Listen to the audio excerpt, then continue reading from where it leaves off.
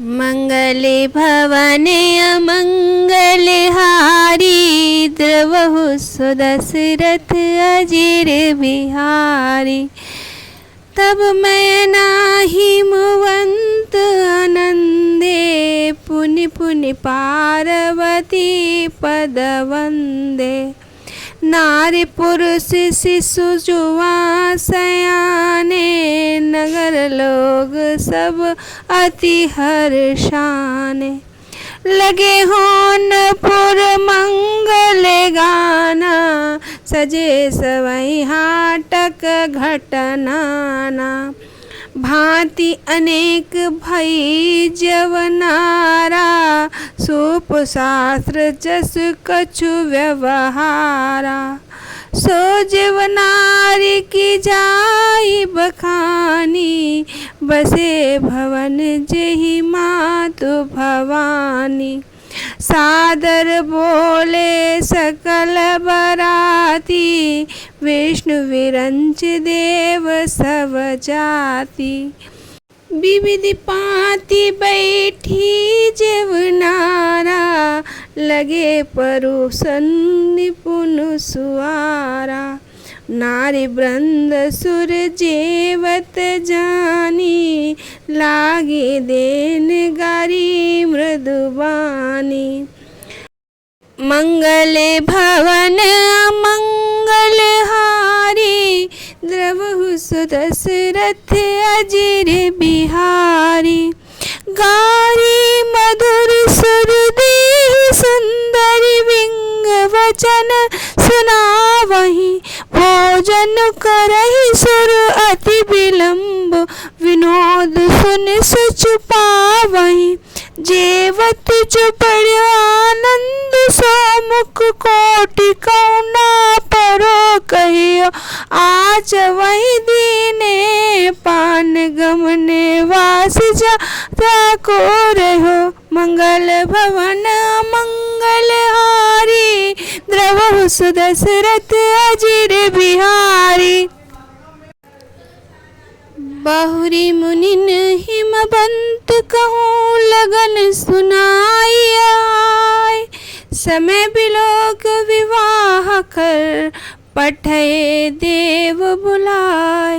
मंगल भवन अमंगलहारी द्रवहु सुदशरथ अजिर बिहारी। बोल सकल सुर सादर लीने सभय यथोचित आसन दीने। वेदी वेद विधान समारी सुभग सुमंगल गावहि नारी। सिंहासन अति दिव्य सुहावा जाय न वर्णि विरंच बनावा। बैठे शिव विप्रन सिरुनाए हृदय सुमिरि निज प्रभु रघुराई। बहुरी मुनि सन उमा बुलाई कर सिंगार सखी ले आई। देखत रूप सकल सुर मोहे बरन छवि जस जग कवि को है। जगदम्बिका जानी भव्य भामा सुरन मनहि मन कीन्ह प्रणामा। सुंदरता मर्याद भवानी जाय न कोटि कवदन बखानी। मंगले भवन अमंगलहारी द्रवहु सुदशरथ अजिर बिहारी। कोटि कहूँ बदन नहीं बने बरनत जग जननी शोभा महासकुचहि। कहत श्रुति शेष सारद मंदमति तुलसी कहाँ। छवि खानी मातु भवानी गवनी मांध्य मंडप शिव जहाँ।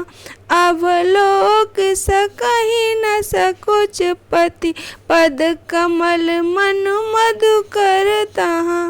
मंगले भवन अमंगलहारी द्रवहु सुदशरथ अजिर बिहारी। मुनि अनुशासन गणपति पूज्य शंभु भवानी। को सुन संशय करे जन सुर अनादि जिय जानी। मंगल भवन मंगल हारी द्रवहु सुदशरथ अजीर बिहारी। तब मैना और हिमवान आनंद में मग्न हो गए और उन्होंने बार बार पार्वती जी के चरणों की वंदना की। स्त्री पुरुष बालक युवा और वृद्ध नगर में सभी लोग बहुत प्रसन्न हुए। नगर में मंगल गीत गाए जाने लगे और सब भांति भांति से सुवर्ण कलश सजाने लगे। पाक शास्त्र में जैसी रीति है उसके अनुसार अनेकों भांति की जौनार हुई। जिस घर में स्वयं माता भवानी रहती हो वहाँ की जौनार का वर्णन कैसे किया जा सकता है।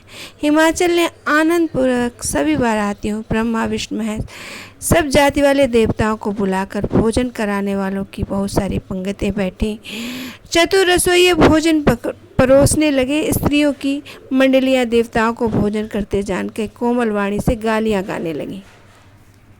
सब सुंदर स्त्रियाँ मीठे स्वर में गालियाँ देने लगी और व्यंग भजन सुनाने लगी। देवतागण विनोद सुनकर बहुत सुख अनुभव करते थे, इसलिए भोजन करने में देरी लगा कर रहे थे। भोजन के समय जो आनंद बढ़ा वह करोड़ों मुख से वर्णन नहीं किया जा सकता। भोजन कर चुकने पर सबके हाथ मुख धुलवाकर पान दिए गए। फिर सब लोग जो जहाँ ठहरे थे वहाँ चले गए। फिर मुनियों ने लौटकर हिमवान को लगन पत्रिका सुनाई और विवाह का समय देखकर देवताओं को बुला भेजा। सब देवता आदर से बुलवा लिए और यथायोग्य आसन दिए। वेद की रीत से वेदी सजाई गई और स्त्रियां सुंदर श्रेष्ठ मंगल गीत गाने लगी। वेदिका पर एक अत्यंत सुंदर दिव्य सिंहासन था जिसकी सुंदरता का वर्णन नहीं किया जा सकता, क्योंकि वह स्वयं ब्रह्मा जी के ने बनाया था। ब्राह्मणों को सिर नवा के हृदय में अपने प्रभु श्री रघुनाथ का स्मरण करके शिव जी उस सिंहासन पर बैठ गए। फिर मुनीषों ने पार्वती जी को बुलाया। सखियाँ श्रृंगार करके उन्हें ले आई। पार्वती जी को रूप देखते ही देवतागण मोहित हो गए। संसार में ऐसा कौन कवि है जो उस सुंदरता का वर्णन कर सके। पार्वती जी जगदम्बा शिव जी की पत्नी समझ के सभी देवताओं ने मन में उनको प्रणाम किया। भवानी जी की सुंदरता की सीमा करोड़ों मुख से भी उनकी शोभा नहीं कही जा सकती। जगजनी पार्वती जी महान शोभा का वर्णन करोड़ों मुख से करते नहीं बनता। वेद शेष जी और सरस्वती जी भी उन्हें कहते हुए सकसाती हैं। तब मंदबुद्धि तुलसीदास किस गिनती में है। सुंदरता और छवि का खान माता भवानी का मंडप बीच में जहाँ शिव जी विराजमान थे वहाँ गईं और वह संकोच के मारे पति शिव जी के चरण कमल को नहीं देख सकती, परंतु उनका मन रूपी भौरा तो वही रसपान कर रहा था। मुनियों की आज्ञा से शिव जी और पार्वती जी ने गणेश जी का पूजन किया। मन में शिव देवताओं को अनादि समझकर इस बात कर सुनकर शंका न करें। गणेश तो शिव पार्वती की संतान हैं, अभी विवाह से पूर्व कहाँ आ गए। जय श्री राम।